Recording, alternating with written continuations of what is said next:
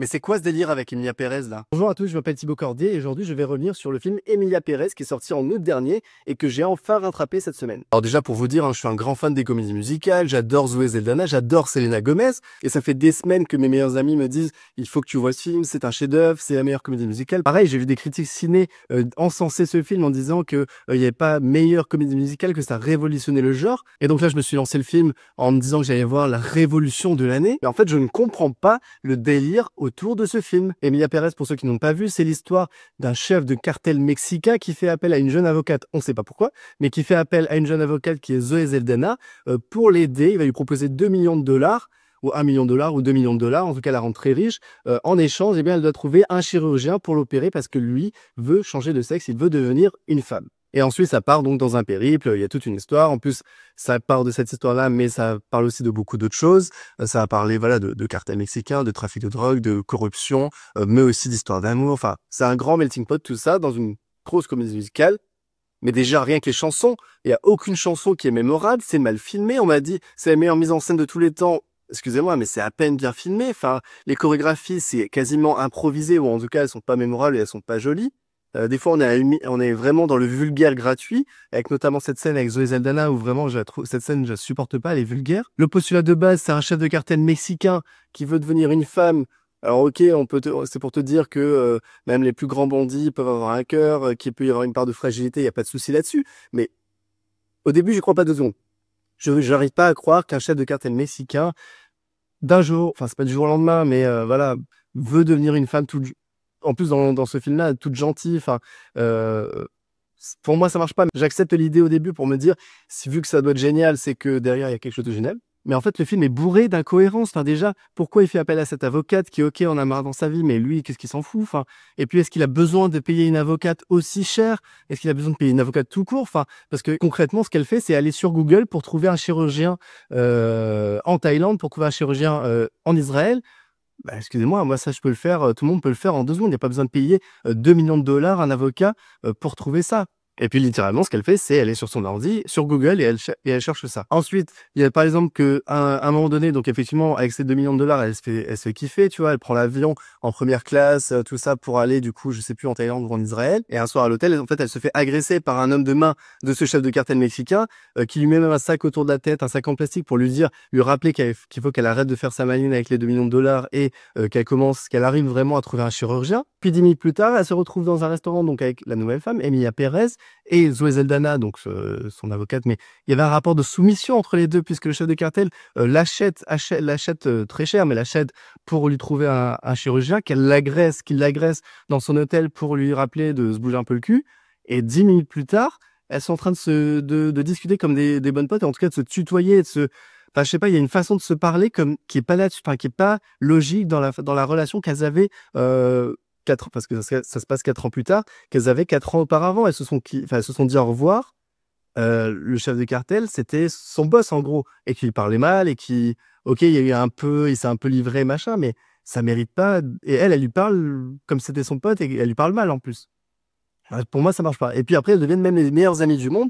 Bah, excusez-moi, ou alors il y a un syndrome de Stockholm, mais tu ne deviens pas meilleure amie parce que, ok, même si le gars est devenu une femme, ça en fait pas ta meilleure amie alors qu'elle t'a agressé, qu'elle t'a mis la pression, qu'elle t'a kidnappé. Enfin, je sais pas, et pour moi, c'est illogique. Enfin, en fait, il y a plein d'incohérences comme ça. Et pareil, donc Emilia Pérez, donc ancien homme devenu femme, qui avait donc une famille avec Selena Gomez, ils ont des enfants. Eux, ils sont exilés en Suisse du jour au lendemain. Et d'ailleurs, ils sont assez vénères. Et en fait, il se passe 4 ans et on retrouve Emilia Pérez 4 ans après, du coup. Pendant 4 ans, elle a renié ses enfants. Elle s'est barrée en Europe. Eux, ils sont en Suisse. Les enfants sont en Suisse avec la mère et tout. Mais elle s'est barrée, elle a été faire sa vie, elle s'est fait kiffer. Enfin, clairement, tu le comprends comme ça et elle te le dit. Elle s'est fait kiffer en tant que femme. Il n'y a pas de souci là-dessus. Mais ça veut dire qu'elle a renié ses enfants. Et après, du jour au lendemain, ce qui se passe dans le film, c'est qu'elle les reprend. En tout cas, elle les fait revenir au Mexique du jour au lendemain, alors que même les enfants, ils disent, ouais, j'ai envie d'aller skier, j'étais bien en Suisse et tout. Je sais pas, il y a des messages qui ne fonctionnent pas, ou en tout cas qui sont malaisants, où tu te dis, attends, c'est quoi le message du film? C'est, alors, ok, s'émanciper en changeant de sexe parce qu'on était mal dans sa peau, qu'on a toujours été une femme dans un corps d'homme, y a pas de souci. Mais est-ce que la morale, c'est donc, du coup, de renier tout ce qui a été fait avant, les enfants que tu as fait avant? Enfin, c'est-à-dire quoi, qu'il y a beaucoup d'enfants qui devraient se retrouver sans parents, sans père, du coup, devenus femmes. Enfin, en tout cas, pour moi, ça me met très mal à l'aise. Enfin bref, je ne comprends pas comment on peut me dire que c'est un chef-d'œuvre. Et puis pareil, enfin, on parle d'une amitié avec l'avocate, mais le gars, c'est un chef de cartel. On te le dit, on te le fait comprendre qu'il a sûrement tué beaucoup de monde, qu'il a sûrement kidnappé des gens. Donc après, il y a cette histoire de rédemption où elle crée une association pour retrouver justement les portés disparus.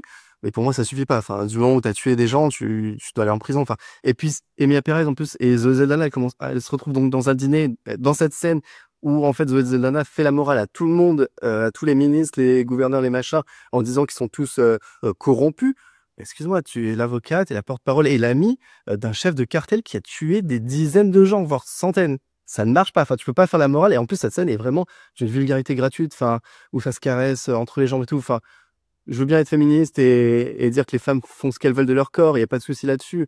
Mais je veux dire, c'est gratuit. Enfin, t'as pas de leçon à donner, quoi. T'es l'avocate et l'ami d'un truand et qui, en plus, assume pas des actes puisque, en fait, il se fait mourir. Enfin, il fait semblant, il fait croire qu'il est mort pour échapper à tout ça, pour devenir une femme. Enfin, il y a beaucoup de choses, en fait, dans ce film où la morale est vraiment malaisante. La seule belle séquence, c'est dans l'association avec justement les portés disparus et les bandits, enfin les gars de cartel qui viennent justement dire un peu, essayer de donner des infos pour retrouver des corps et les disparus. Et donc là, il y a une mise en scène qui est un peu sympa avec tous les visages de tout le monde qui apparaissent les uns après les autres sur un fond noir. Et ça, ok, c'est la seule bonne idée pour moi du film. Mais sinon, enfin, excusez-moi, mais Venom 3 qui vient de sortir, je suis sûr qu'il y a plus d'idées de réalisation que ce film. Et encore une fois, j'ai rien contre Jacques Audiard, j'ai rien contre les comédies musicales, j'adore ça. Il n'y a aucune musique qui reste en tête. Est-ce que vous avez vu quelqu'un sur TikTok parler de ces musiques? Chanter ces musiques? Personne. Alors que la Wicked, qui est même pas encore sorti en France, qui sort aux États-Unis, on a déjà des vidéos qui sortent sur TikTok avec les clips. Alors je sais pas, hein, dites-moi dans les commentaires, essayez-moi de m'expliquer, mais vraiment avec des points précis pour m'argumenter en quoi c'est bien mis en scène, en quoi. Alors oui, c'est bien joué et encore. Enfin, Zoé Saldana fait le taf, c'est très bien joué, c'est plutôt bien joué, il y a pas de souci. Selena Gomez pour le coup est très très bonne parce qu'en plus c'est la victime un peu pour moi de cette histoire. La meuf, voilà, c'est juste une pauvre. Enfin, malheureusement, une pauvre femme qui a subi voilà, la violence de son mari, qui est chef de cartel, tout ça, alors que et dont elle était vraiment amoureuse. Et en plus, le gars, il devient une femme. Donc, et je vous le dis, il les abandonne comme des merdes. Hein. En Suisse, il les laisse en Suisse, lui il va faire sa vie. Enfin, elle va faire du coup sa vie de femme, de nouvelle femme en Europe s'éclater. Mais les enfants et la femme, ils se retrouvent tout seuls. Hein. L'argument principal, c'est on n'a jamais vu ça. C'est une comédie musicale sur un thriller de cartel, de machin. Ok, mais c'est pas parce que t'as peut-être une bonne idée de base que le film fonctionne. C'est pas bien réalisé, les chansons elles marchent pas, c'est ridicule, parce qu'en plus, enfin voilà, c'est ridicule, c'est vulgaire des fois. Et voilà, pour moi, la seule explication, c'est que c'est un délire woke. Parce qu'on parle d'un personnage trans euh, en personnage principal ou secondaire, je sais même pas comment, parce que bon, c'est Emilia Pérez, mais au final, j'ai l'impression que Zoé Saldana a quasi autant d'importance, voire plus, et Selena Gomez aussi dans le film. Pour moi, c'est un putain de délire woke où tout le monde se touche à dire que c'est génial, mais non, c'est pas génial et je comprends pas. Il y a des critiques ciné. Alors, j'ai pas vu beaucoup de critiques ciné. Hein. C'est pas un film qui a été beaucoup critiqué, mais les seuls que j'ai vus, c'est dithyrambique et j'ai fait confiance à ces gens. Et encore une fois, je suis de bonne foi et j'adore les comédies musicales, j'adore Zoé Saldana, j'adore Selena Gomez.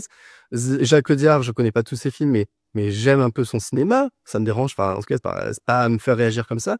Là, j'ai vu ce film, je n'ai pas compris. Et j'ai été énervé contre le film. Et si on m'avait pas dit que c'était génial, j'aurais arrêté au bout de 5-10 minutes, une demi-heure. Là, j'ai fait l'effort parce que tout le monde disait que c'était génial, mais je ne comprends pas ce délire.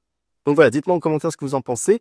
Et est-ce que vous êtes d'accord avec moi? Est-ce que là, on est sur un délire woke? Et j'ai pas aimé ce film et je ne comprends pas comment on peut aimer ce film. Et en tout cas, me dire que c'est un chef-d'œuvre, pour moi, c'est loin d'être un chef-d'œuvre. Et Jacques Audiard a fait vraiment de meilleurs films. Hein. Bref, abonnez-vous à la chaîne et partagez si vous voulez d'autres actus ciné et séries. Ciao!